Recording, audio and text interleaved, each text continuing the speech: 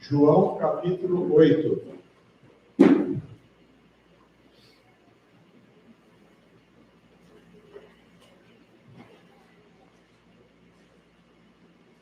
João 8, 31, está na página 1205.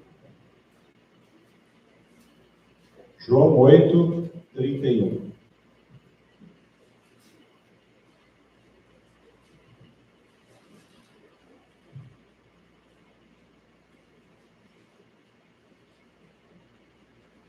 A palavra que nós trazemos para o louvor tem como título: Cantai com consciência e a verdade vos libertará. Cantai com consciência e a verdade vos libertará. Diz assim o versículo 31. Então dizia Jesus aos judeus que nele creram. Só por aí, nós já temos algumas reflexões para fazer sobre a igreja. Quem está dizendo as palavras? Jesus. Está dizendo para quem? Para o seu povo, para o povo dele. Então Jesus dizia para os judeus, aqueles que conheciam a Deus, e hoje Jesus diz para mim e para você. E são não todos os judeus, mas os judeus que creram nele. São aqueles que têm uma experiência com Jesus. Então, Cristo está dizendo para os que estão mais perto dele. Como você está na igreja, no dia do Senhor, esse é o lugar mais perto que você pode estar nesse momento, e principalmente se você estiver em comunhão. Então, Jesus está dizendo para mim e para você, porque cremos nele. Se vós, a primeira palavra é se. É uma condição.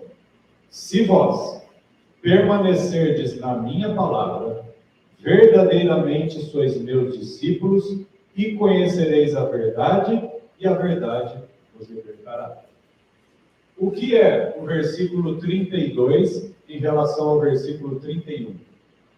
O versículo 32, que nós conhecemos tão bem, ele é a conclusão do versículo 31. O que eu estou querendo dizer com isso? Quando o Brasil, de 2018 a 2022, conheceu esse verso se tornou famoso, não apenas no Brasil, mas no mundo. Isso virou até campanha eleitoral. Conhecereis a verdade, e a verdade vos libertará. Pergunto, a verdade libertou no Brasil? De algumas maneiras, sim. E eu não posso ser temeroso de dizer que isso não aconteceu. Como que aconteceu na verdade libertar? Muitas pessoas começaram a conhecer muita coisa dos bastidores da nossa nação, da corrupção. As coisas se tornaram mais claras. Nós conseguimos, durante a pandemia, entender quanta sujeira existe na área da saúde. Deus foi revelando muita coisa da verdade. Então, nós conhecemos a verdade e, em muitos aspectos, a verdade nos libertou. Tanto que muitas pessoas aqui estão libertas da picadinha porque conheceram a verdade. E a verdade nos libertou. Quantas pessoas estão pagando o preço hoje do que aconteceu? Houve libertação? Sim. Mas a pergunta principal para o tema de hoje é assim: a verdade libertou no Brasil espiritualmente? As pessoas transferiram a expectativa da vida delas para um governante. E depois as pessoas ficaram tão aprisionadas que, mesmo tendo um lado da política sendo derrotado e todas as informações claras que aquele lado não voltaria ao poder, as pessoas continuaram servas da idolatria, servas do pecado. Mesmo dizendo a verdade vos libertará, eles estavam presos. E sabe o que o Senhor me falou sobre isso? O verso 31. Se vós permanecerdes na minha palavra, a palavra agora principal é verdadeiramente. Verdadeiramente sois meus discípulos. O que Jesus está dizendo é assim: você só vai conhecer a verdade, você vai ser somente verdadeiramente discípulo se a palavra que chegar até você se tornar real. E quem está dizendo isso é Jesus, aquele que sonda o coração. Eu estava hoje de manhã refletindo sobre a vida de Cristo, e sobre os seus discípulos, porque aqui fala Jesus e os discípulos.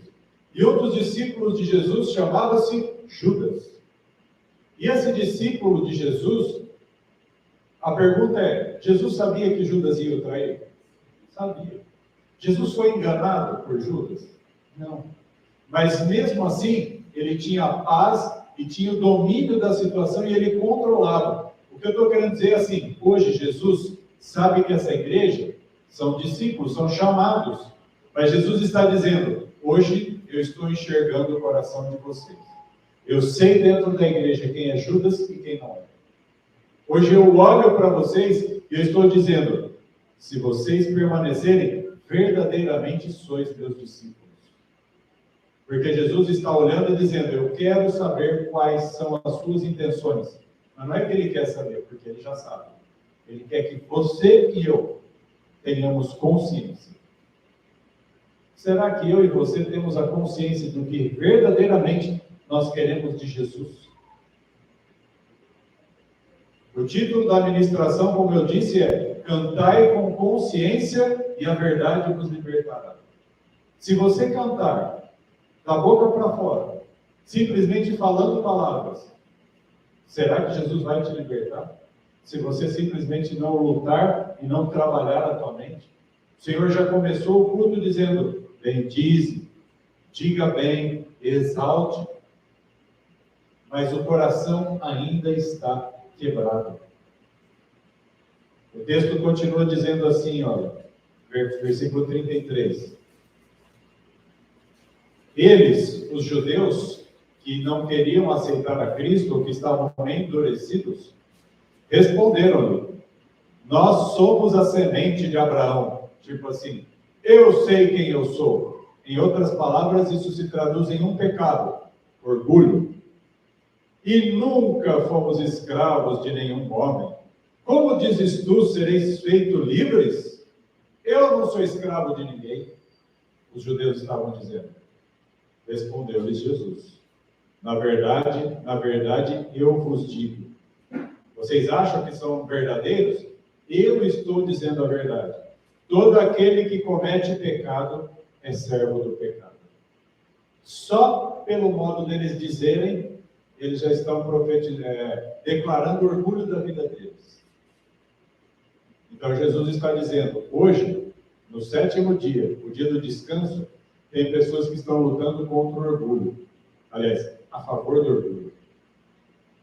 Versículo 35. E o servo, aquele que está escravo do pecado, não permanece para sempre na casa, mas o filho permanece para sempre.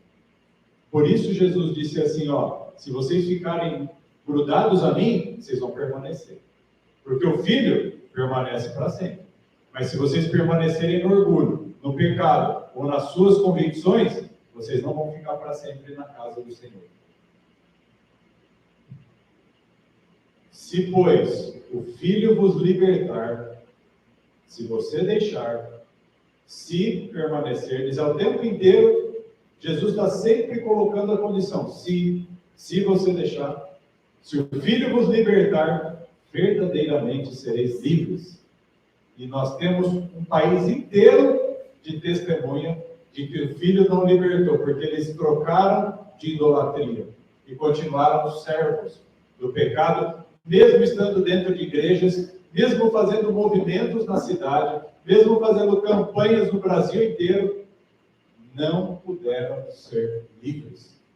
Transferiram o seu Senhor e se escravizaram por outro pecado. Qual pecado você está transferindo a tua adoração? Se Jesus está dizendo essas palavras, é porque os corações não estão inteiros entregues a Ele. Existe idolatria. E Jesus está dizendo, os judeus idolatraram e não estavam livres. E os judeus que creram nele, no 7º dia, aqui guardando a lei do Senhor, podem não estar e permanecer em Cristo. Versículo 37. Eu sei que sois semente de Abraão. Vocês não precisam me dizer quem são vocês. Em outras palavras, Jesus está dizendo, eu os criei. O Salmo 104, que nós estudamos, Cristo estava lá fazendo tudo isso. Jesus está dizendo, eu sei, eu sou, eu fiz. Mas ele pode dizer essas coisas não por orgulho, é porque verdadeiramente ele fez isso. Eu sei que sou semente de Abraão. Contudo, porém, infelizmente, procurais matar-me, porque a minha palavra não encontra lugar em vós. Como que eu e você podemos matar a Cristo hoje? Cristo está ministrando ao teu coração, Cristo está trazendo a palavra, Ele usa situações de constrangimento para nos convertermos, e a gente diz não, não, não. E todo não que a gente diz, a gente está sufocando, matando a Cristo na nossa vida, dizendo essas palavras são um comichão para os meus ouvidos, eu não quero ouvir. Dessa maneira procuram matar a Cristo. E aí, o versículo 38, eu falo do que eu vi com meu Pai. Cristo sempre esteve, Cristo está aqui, e Ele sempre estará. Apocalipse inteiro comprova isso. E um dia Cristo transformou a nossa vida. E vós fazeis o que vistes com o vosso Pai. Sabe o que ele está dizendo? Eu e o Pai Celestial fazemos uma obra, mas vocês estão fazendo outra obra. Volta a página, na 1205, e nós vamos ler o primeiro comentário que está ali, embaixo, no quadrado cinza, tem 3 colunas. A primeira coluna, 8, 31 a 38, diz assim, alguns são instruídos por Satanás. Ela já começa assim, que verdade dura é apresentada aqui. Em outras palavras, que tristeza. Quantos há que se orgulham de não serem submetidos a ninguém? Quantas pessoas batem no peito e dizem assim, ninguém manda em mim, eu decido a minha vida. Quantos são assim? Quando na realidade estão sujeitos ao mais cruel de todos os tiranos. Eles têm se colocado sob a orientação de Satanás e tratam o povo de Deus de acordo com as suas instruções. Quando você está azedo ou azeda, mal-humorado, mal-humorada, ou quando você está a fim de desobedecer e quer fazer valer a sua vontade, Satanás está dando ordem e você está desobedecendo a Deus e obedecendo ao diabo. Quantos existem que ouvem a palavra da verdade, mas odeiam a mensagem e o mensageiro? Pese na balança nesse momento. A palavra de Deus está sendo trazida. Você está ouvindo a verdade. Isso está promovendo em você sentimentos positivos de louvor, de glorificação ou de análise da sua consciência, ou isso está promovendo raiva e sentimentos de indignação?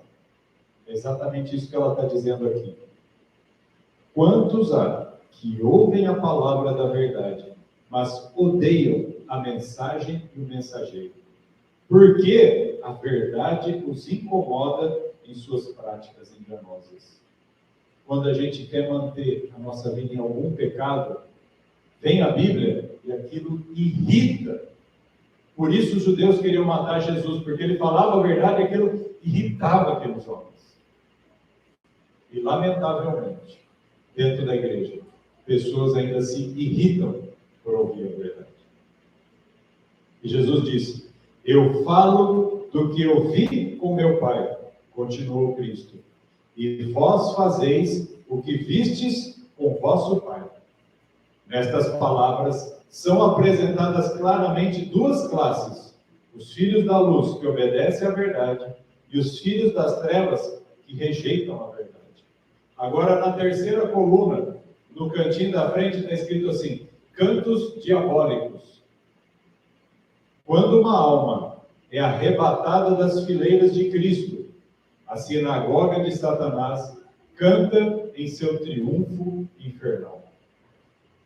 Há louvor no inferno, há cânticos diabólicos, quando você aceita e desafia a vontade de Deus.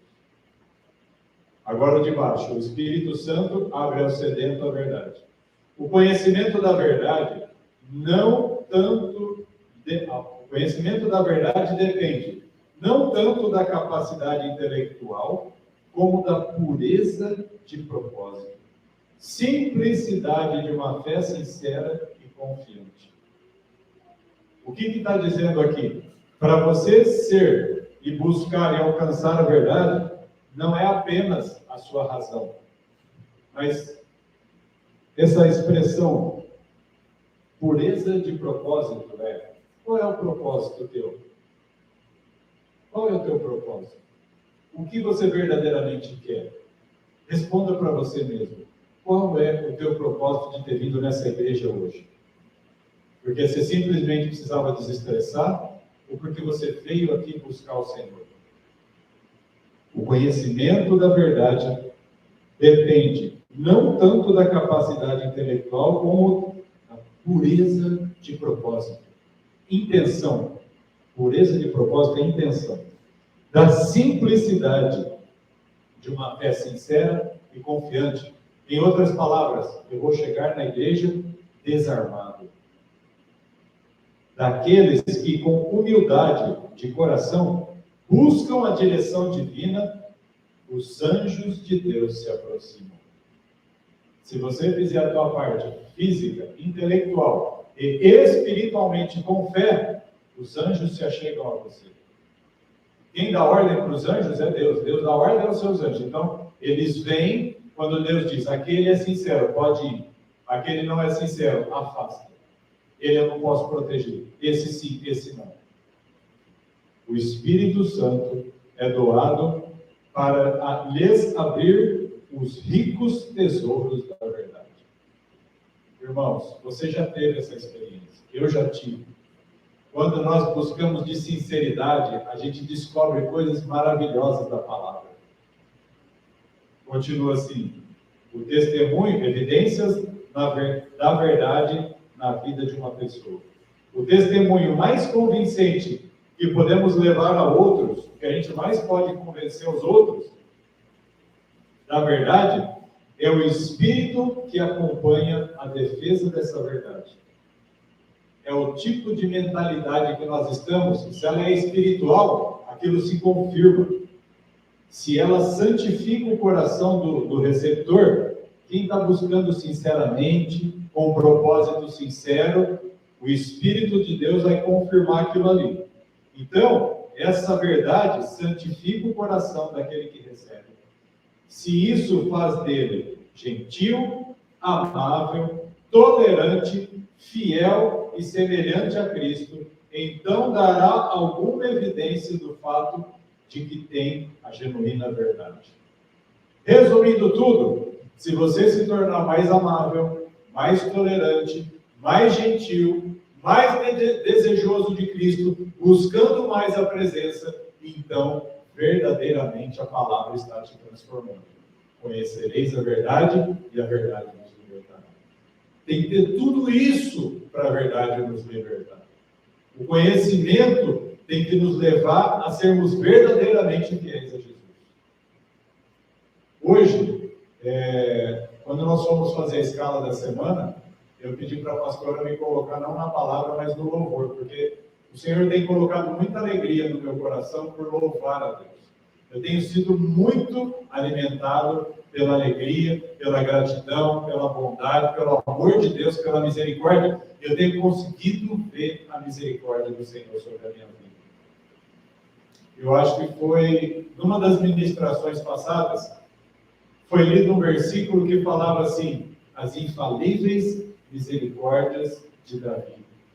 Gente, essa expressão entrou em mim, na minha esposa, mas com uma força tão grande, porque quando eu falo infalíveis misericórdias de Davi, é você olhar para aquele homem que teve aquela vida conturbada, tumultuada, e o Senhor perdoando e cuidando, e no final de tudo, Davi ainda foi reconhecido por Deus.